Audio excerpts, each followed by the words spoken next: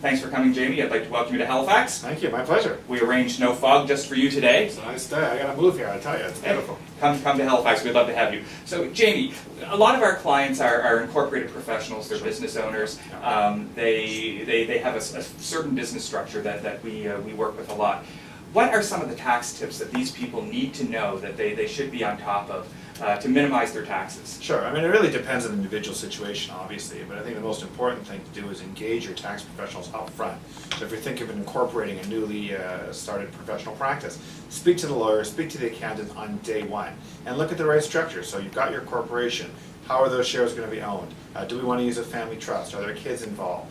There are things that we can do in terms of, income splitting, whether it's via dividends, depending on the age of the kids, whether it's via salary, whether it's RSP contributions. There's all kinds of interesting tools that we can use, but it really has to be done with a proper plan.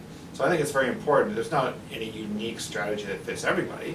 There's a number of strategies that are very, very common, but I think it's very important to engage the professionals from the very beginning. Get the structure right.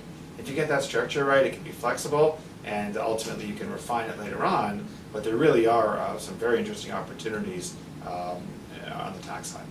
So you're talking about talk to your tax professional, but really it's a team approach, wouldn't you say? Oh, it totally is. I mean, I think it's very important to have obviously the investment professional, the accountant, and the lawyer all working together as the team, and to make sure that they all know what each other is doing.